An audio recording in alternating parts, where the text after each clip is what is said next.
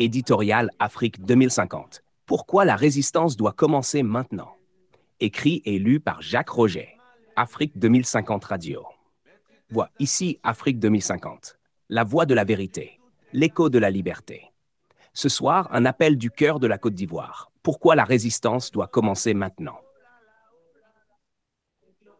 Ce n'est plus une question de politique. C'est une question de survie. La Côte d'Ivoire ne peut plus vivre sous un régime bâti sur la peur, le mensonge et la division ethnique. Un régime qui gouverne par la force et non par la loi. Un régime sans honneur, sans légitimité. Nous devons sauver la République. Nous devons sauver la nation avant qu'elle ne perde son unité et son âme. Nous devons protéger la Côte d'Ivoire d'un système qui garde le pouvoir entre les mains d'un clan, d'une région, transformant notre diversité en instrument de domination. L'heure est venue d'imposer un vrai dialogue national pour sauver le pays de cette autocratie de clans. Le silence n'est plus une option.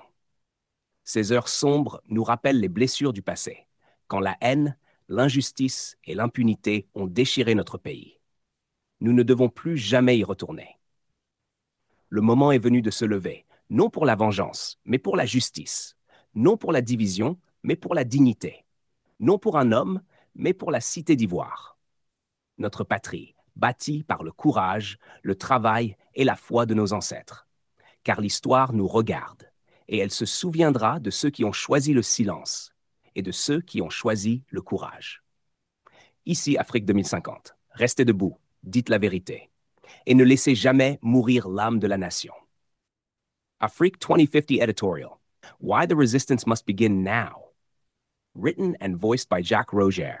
Afrique 2050. This is Afrique 2050, the voice of truth, the echo of freedom. Tonight, a call from the heart of Côte d'Ivoire, why the resistance must begin now. This is no longer just about politics. It is about survival.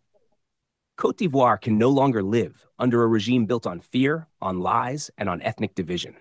A regime that rules by force, not by law. A regime without honor, without legitimacy. We must save the republic. We must save the nation before it loses its unity and its soul. We must protect Côte d'Ivoire from a system that keeps power in the hands of one clan, one region, turning our diversity into a weapon of domination. The time has come to force a true national dialogue to save the country from this clan-based autocracy. Silence is no longer an option.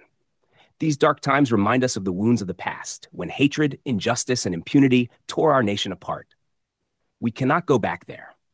Now is the time to rise, not for revenge, but for justice. Not for division, but for dignity.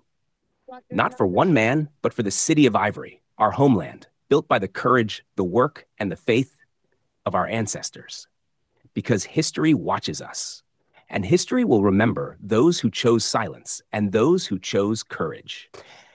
This is Afrique 2050. Stand firm, speak truth, and never surrender the soul of the nation. En 1990, c'était le retour au multipartisme. Oui. Je me suis trouvé là aussi, au Carrefour, et le président Houphouët-Boigny m'a envoyé à l'intérieur du pays pour prêcher à ses militants ce que c'est que le multipartisme et comment il fallait le gérer avec le vieux parti que nous avions, qui était le premier parti en Côte d'Ivoire. Ça aussi a eu des conséquences sur la suite des événements. Et je m'en félicite. C'est d'ailleurs ce voyage à l'intérieur qui a fait que l'année suivante, en 1991, le président Houphouët-Boigny a organisé ici un congrès extraordinaire et m'a fait nommer secrétaire général de son parti. Voilà. Donc, je suis la trajectoire et nous arrivons en 93, comme vous l'avez dit. Le même M. Ouattara, qui était Premier ministre à cette époque, ne voulait absolument pas entendre parler de la succession de M. Bédié, la succession constitutionnelle, c'est-à-dire une succession sans élection. Exactement. La Constitution disait qu'en cas de décès du président de la République, c'est le président de l'Assemblée nationale qui devient président de la République. Clair. C'était clair, c'était voté à l'unanimité, c'était adopté, c'était constitutionnel. On appelait ça l'article 11 à l'époque. Eh bien, à la mort du président Houphouët-Boigny, le même Ouattara, qui était Premier ministre de M. Houphouët-Boigny, en relation, en complicité avec un de nos aînés, paix à son âme, qui s'appelait le président Philippe Yassé, ancien président de l'Assemblée nationale, ensemble ont voulu empêcher l'application de la Constitution. C'est comme aujourd'hui, encore le Conseil constitutionnel. Eh bien, là aussi, je me suis opposé. Et puisque j'étais secrétaire général du PDCI, nous avons réussi, avec les membres du bureau politique et tous les militants, à dire c'est l'application de la Constitution ou rien. D'accord. Et nous avons réussi à imposer, à faire appliquer la Constitution, et nous avons fait une transition pacifique et sans effusion de sang. Aujourd'hui tout est gâché. You pray avoir des amis.